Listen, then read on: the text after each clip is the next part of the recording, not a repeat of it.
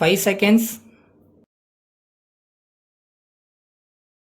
Start. தலைவர் அவர்களே, சட்டமன்ற உறுப்பினர்கள் எல்லோரும் தங்கள் சீரிய கருத்துக்களை மிக விளக்கமாக இங்கே எடுத்து கூறினார்கள்.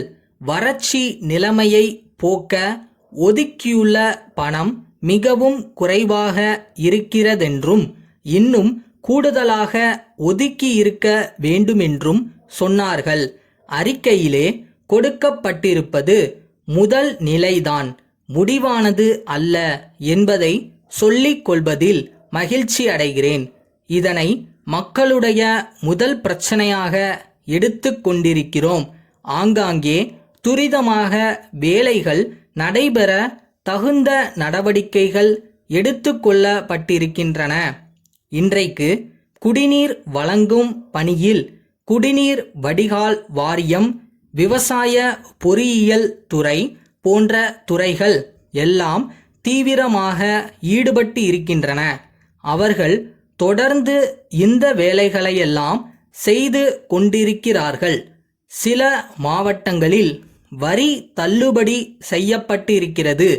மாவட்டம் முழுவதிலும் வரி தள்ளுபடி செய்ய வேண்டுமென்று கேட்பதில் நியாயம் இல்லை. எந்த பகுதி வறட்சியால் பாதிக்கப்பட்டிருக்கிறதோ அதை வறட்சி பகுதி என்று அறிவித்து வரி தள்ளுபடி செய்வதில் அரசு தயக்கம் காட்டாது என்பதை சொல்லிக் கொள்கிறேன். ஒவ்வொரு மாவட்டத்திற்கும் உயர் அதிகாரிகளை அனுப்பி முழு விவரங்களையும் சேகரிக்க காலம் அதிகமாகும்.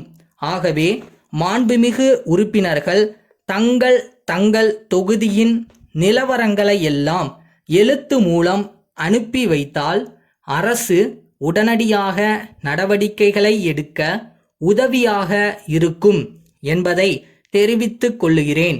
அடுத்தபடியாக வறட்சி நிலைமையை சரியான புள்ளி விவரங்களோடு முதலில் மத்திய அரசுக்கு எடுத்து கூறி தேவையான நிதி உதவியை பெறுவதற்கு இம்மன்ற உறுப்பினர்கள் அனைவரும் துணை நிற்க வேண்டும் என்று இந்த சந்தர்ப்பத்தில் கேட்டுக்கொள்கிறேன். இயற்கையின் சீற்றத்தை தணிப்பதற்கு வேண்டிய எல்லா முயற்சிகளையும் அரசு எடுத்துக்கொள்ளும் என்பதை தெரிவித்துக் கொள்ளுகிறேன். இந்த நேரத்தில் இன்னொன்றையும் குறிப்பிட விரும்புகிறேன்.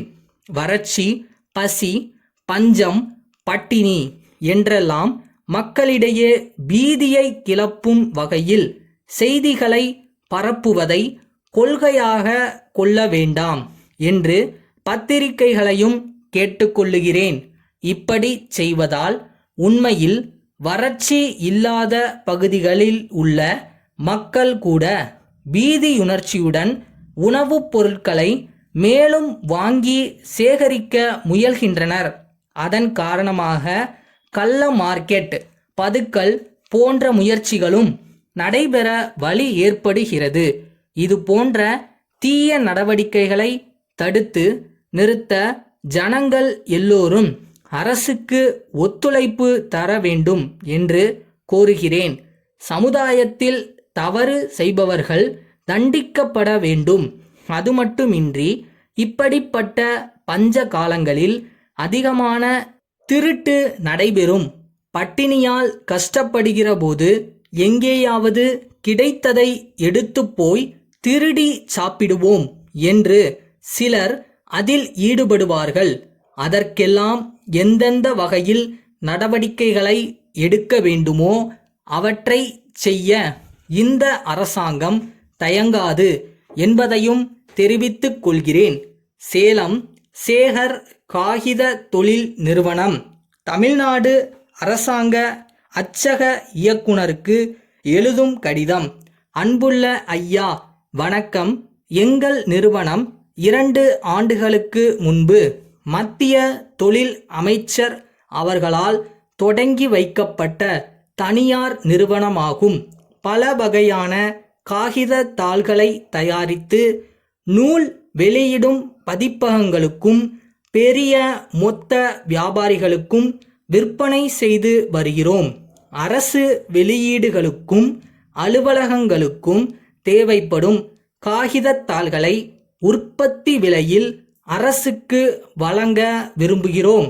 இந்த கடிதத்துடன் எங்கள் தொழிற்சாலையில் தயாரிக்கப்பட்ட பல்வேறு விதமான காகிதங்களின் மாதிரி தாள்களையும் விலைப்பட்டியலையும் அனுப்பியுள்ளோம். தரமான பொருட்களை விநியோகிப்பதும் மக்களின் நம்பிக்கையை பெறுவதுமே எங்களுடைய குறிக்கோள். அரசாங்கத்தின் ஒத்துழைப்பும் ஆதரவும் கிடைக்குமானால் தொழில் மேலும் வளர்ச்சியடைவதுடன் தொழிலாளர்களின் வாழ்வும் உயரும்.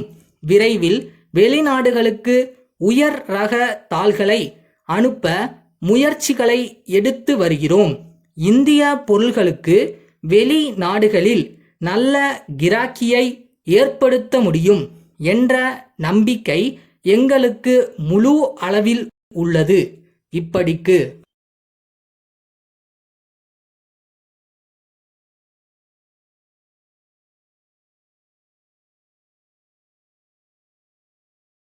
கையில் இன்னைக்கு கேண்டில் இருக்கா, 10 அடி தெரியுதா, நடந்துருவோம். போகிற வரைக்கும் போயிட்டே இருப்போம். அந்த ஜேர்னியும் ஒரு சந்தோஷம் தானே.